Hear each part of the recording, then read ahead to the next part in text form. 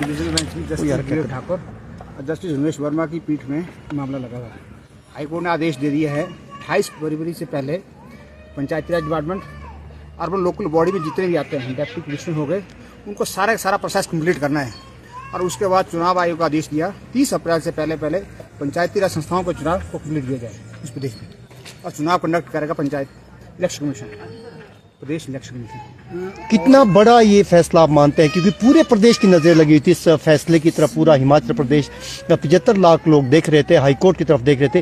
कितना महत्वपूर्ण ये फैसला है? सरकार ने 2 टिप्पणियां इसमें दी थी। एक तो पहले डिजास्टर मैनेजमेंट एक्ट के तहत चुनाव नहीं करवा रहे थे पंचायत राज संस्थाओं के। दूसरा वो इसी हाईकोर्ट का एक फैसला था देवेंद्र सिंह नेगी का, जिसको मोटे तौर पर प्रदेश उच्च न्यायालय ने खारिज कर दिया। उन्होंने कहा कि ये संस्थाएं 5 सालों के लिए चुनी जाती है। आर्टिकल 243 में प्रोविजन है जो मैक्सिमम एक्सटेंड किया जा सकता है 6 महीने तक, इसीलिए छूट दी अप्रैल तक की।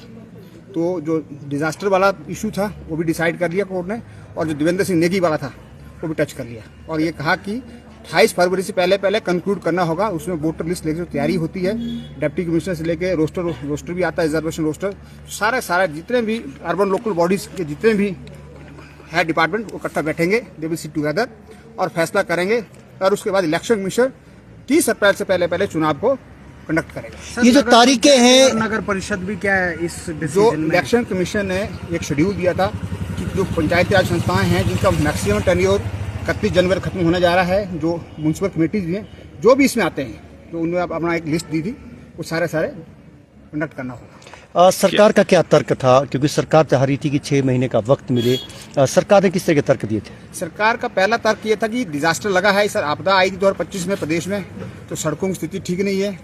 दूसरा ये था कि अप्रैल मार्च में पेपर होते हैं, तो शायद हम हर चीज़ को माननीय न्यायालय ने ध्यान में रखा है, उसके बाद फैसला दिया है।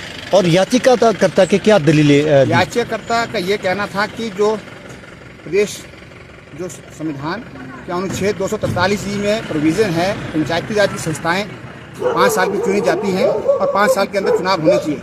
बहुत ज़्यादा रुकावट उसमें 6 महीने के लिए है, बहुत ज़्यादा हो जाए क्योंकि। और उसके बाद बहुत सारे सर्वोच्च न्यायालय और उच्चतम न्यायालय के बहुत सारे ऐसे फैसले हैं कि सारा जो प्रोसेस है उसके 3-4 महीने पहले इनिशिएट करना होता है, उस टेन्योर को कंप्लीट करने से पहले। हम नवंबर-दिसंबर में पिटीशन इसलिए याचिकाकर्ता ने फाइल की क्योंकि जनवरी में मैक्सिमम टेन्योर जो पंचायती राज संस्था का खत्म होने वाला था और इन्होंने अपना जो प्रोसेस है शुरू नहीं किया था। चुनाव आयोग बार चिट्ठी लिख रहा था प्रदेश सरकार को, प्रदेश सरकार उन चिट्ठी पर अमल नहीं कर रही थी। वो कोई न कोई बहानेबाजी लगा रही थी, कभी डिजास्टर कह रही थी, कभी कुछ और कह रही थी। इसलिए याचिकाकर्ता स्पष्ट रूप से कहना था कि ये चुनाव कराया जाए, जल्द चुनाव कराया जाए। क्या सुप्रीम कोर्ट की भी ऑप्शन है सरकार के पास? मुझे ये तो सरकार को अपने विवेक में फैसला लेना है, इस पर हम कोई टिप्पणी नहीं कर सकते। डिक्कन ठाकुर जी भी है जो याचिका जिन्होंने डाली थी। डिक्कन जी, आपकी याचिका पे आज जो है उच्च न्यायालय ने फैसला सुनाया है, कैसे आप इस पूरी याचिका ठीक है? अगर आप थोड़ा विस्तार से बताएं पूरी याचिका क्या, किस तरह का फैसला आ जाए? हिमाचल प्रदेश में जो पिछले पंचायती राज के चुनाव हुए थे 2020 में, हम सबको ध्यान है हुए थे। उसके बाद 2025 के दिसंबर और जनवरी 31 को हमारा जो 5 साल का कार्यकाल है वो पूर्ण होना है। और एज पर द स्टैट्यूट जो है हमें जो इलेक्शन प्रोसेस शुरू करना है वो 5 वर्ष पूर्व जो पूर्ण होने हैं उससे 6 महीने पहले हमें शुरू करना होता है। लेकिन हम देख रहे थे कि सरकार की जो इस पर मंशा थी वो साफ जाहिर हो रही थी कि सरकार अभी जो है चुनाव करवाने के पक्ष में नहीं है। जिस तरह से अभी कम्युनिकेशन जो है सरकार और इलेक्शन कमीशन के बीच हो रहे थे, तो उससे ये साफ जाहिर हो रहा था कि सरकार अभी चुनाव नहीं करवा रही है। इसी मंशा को लेकर, इसी मंशा को हमने चैलेंज किया माननीय न्यायालय के समक्ष, और हमने ये अपनी पिटीशन में लिखा कि सरकार जो है इस पक्ष में नहीं है कि वो 5 वर्ष पूर्ण होने के बावजूद जो है चुनाव करवाने के पक्ष में नहीं दिख रही है। तो इसमें माननीय न्यायालय ने 17 नवंबर को पहली बार नोटिस जारी किया था, जिसमें 22 दिसंबर के लिए जो है सरकार और आयोग की तरफ से जवाब फाइल हुआ था। उसके बाद मामला जो है माननीय मुख्य न्यायाधीश जी की खंडपीठ में लगा था। उसके बाद 6 जनवरी के लिए जो है मामला लिस्टेड हुआ कोर्ट नंबर 1 के लिए। और आज उस मामले पर जो है एक विस्तृत सुनवाई के बाद 2 दिन की विस्तृत सुनवाई हुई। उसके बाद जो है आज इस पर क्या तारीख है, कब कहा गया, कब तक प्रोसेस पूरा करना होगा? विस्तार से इसके बारे में बताइए। इसमें जो आज माननीय न्यायालय ने फैसला सुनाया है उसमें माननीय न्यायालय ने कहा है कि सरकार और आयोग को 28 फरवरी को दोनों को एक साथ बैठकर जो है फैसले करने होंगे।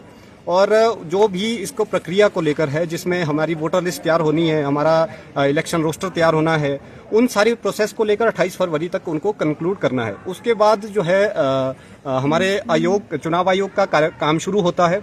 और मार्च के महीने में, क्योंकि हमारे हिमाचल प्रदेश में अभी मार्च के महीने में स्कूलों में परीक्षाएं होती हैं और हमारे जो मतदान केंद्र हैं वो स्कूल होते हैं, तो इसलिए परीक्षाओं को ध्यान में रखते हुए जो है जो चुनाव आयोग के लिए समय सीमा तय की गई है वो 30 अप्रैल तक की तय की गई है कि 30 अप्रैल तक आप जो है इलेक्शन प्रोसेस कंप्लीट करेंगे। सर, कितना महत्वपूर्ण मानते हैं, आपने याचिका लगाई थी पंचायती राज चुनाव ना होने से जो है ग्रामीण स्तर में जो लोग लड़ने वाले होते हैं, इच्छुक होते हैं, उनमें काफ़ी निराशा थी, तो अब आप इस फैसले को कैसे देखते हैं? देखिए, एक महत्वपूर्ण फैसला है ये। एक संविधान के जो प्रोविजंस हैं और जो हमारे पंचायती राज एक्ट जो हिमाचल प्रदेश का, उसके प्रोविजंस को लेकर हमने जो है उसके संवैधानिक मूल्यों पर जो है ये फैसला आया है। एक महत्वपूर्ण फैसला है। जहां तक बात है कि जो प्रत्याशी होते हैं, चुनाव लड़ने वाले जिनकी इच्छाएं हैं, वो एक अलग उनका पहलू रहता है, लेकिन हम तो संवैधानिक पहलुओं को मद्देनजर रखते हुए ही माननीय न्यायालय के समक्ष थे। ठीक है। धन्यवाद।